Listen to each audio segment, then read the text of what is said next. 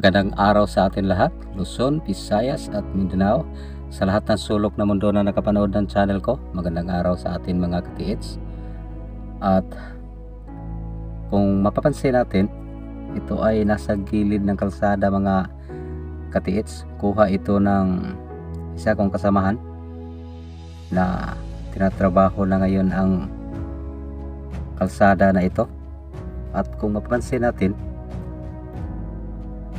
meron itong napakalaking bato na nasa gilid ng kalsada at ito ang kanyang sign mga bro. Isang napakalaking hole at meron pang isang hole sa gitna.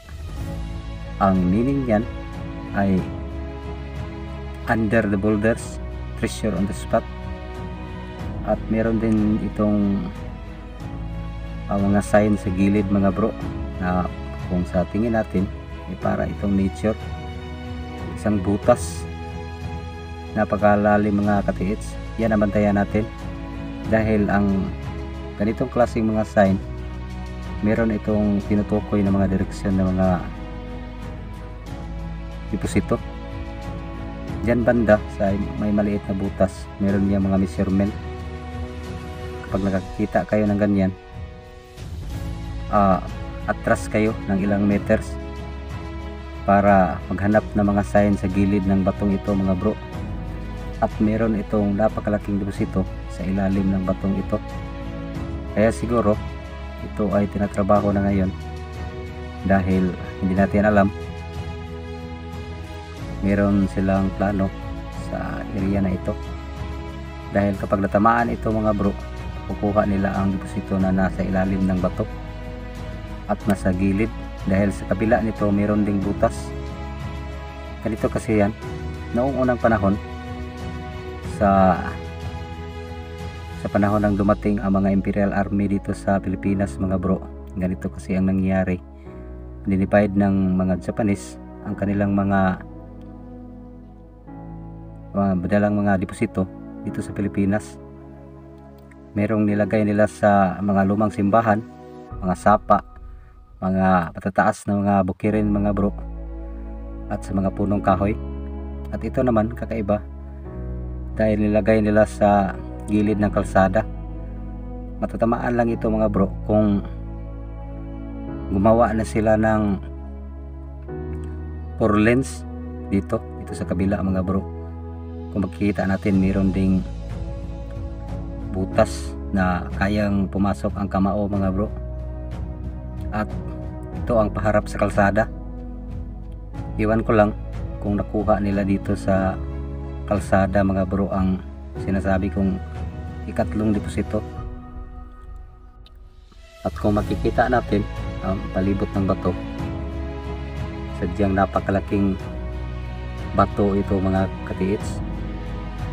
Kung tingnan natin ang kanyang sign, parang nature lang kung tingnan. Pero sadyang ginawa yan mga bro ng mga Japanese para magsilbing mga marker sa palibot. At yung napakalaking hole, yan ang nagpapahiwatig na treasure on the spot. Double hole, nasa ilalim ang isa mga katiits. At yan ay tinatawag na treasure on the spot. Either andyan sa ilalim ng batong ito mga katiits or either nasa gilid. Yan ang tingnan natin ng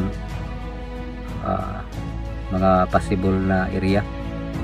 Dahil ang mga Japanese kasi mga bro, iba-iba kasi ang kanilang pamamaraan. Gumagawa sila ng mga sign na akala ng mga Pilipino nakuha na daw ito.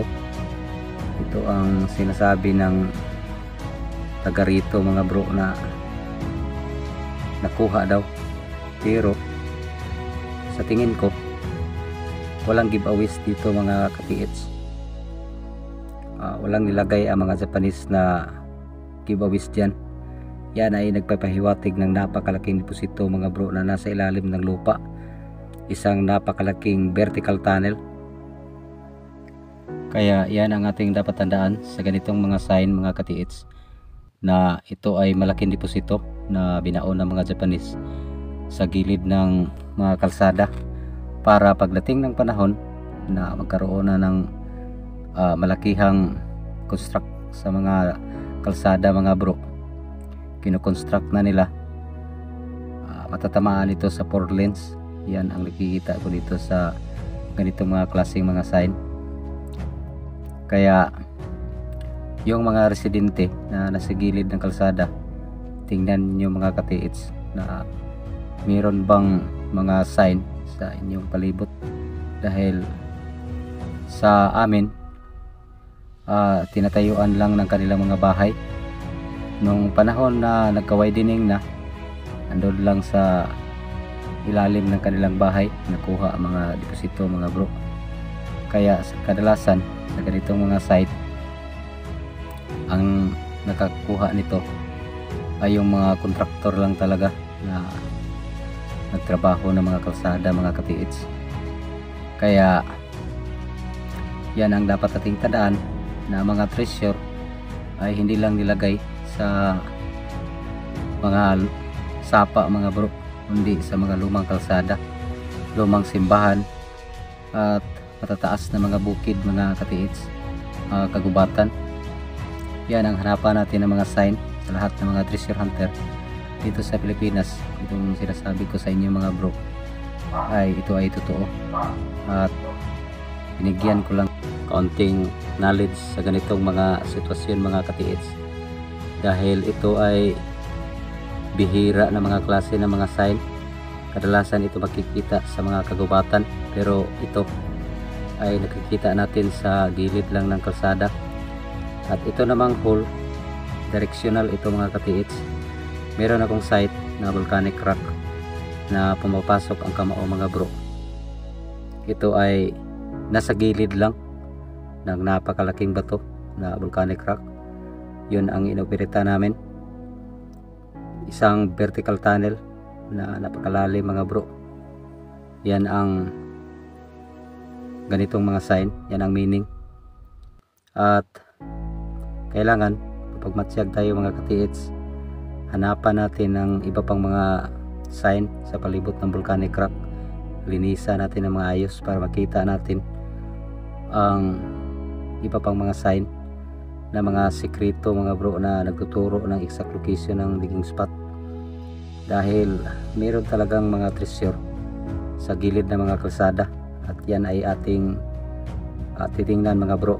Ito ay isang sample lang na pinapakita ko sa inyo mga katiits, na lahat ng mga kalsada dito sa Pilipinas na mga luma, mga tulay, meron niya mga deposit para madaling matuntun sa mga Japanese na bumabalik dito sa Pilipinas mga bro.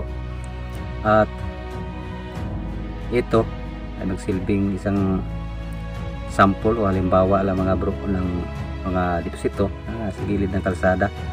At itong klaseng bato na ito mga katiits ay ito ang tinatawag na volcanic rock. Kailangan suriin ninyo basta makakita kayo ng ganito.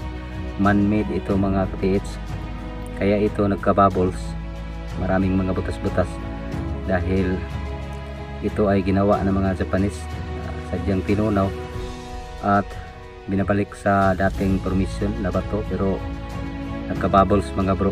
Kaya yan ang naging volcanic rock.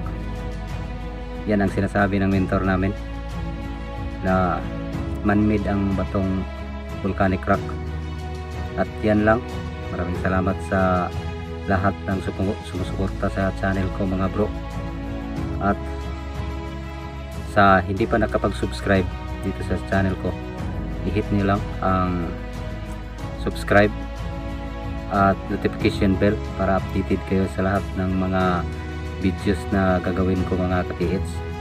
At kung gusto niyo mapanood ang lahat kong mga videos, i-hit niyo lang ang all para makita niyo ang lahat ng mga video ko mga katiits mula sa umpisa hanggang ngayon. Yan lang po, maraming salamat sa panonood at pagtitiwala ninyo dito sa channel ko, Golden Philippines Treasure Uncode. God bless always mga katiits.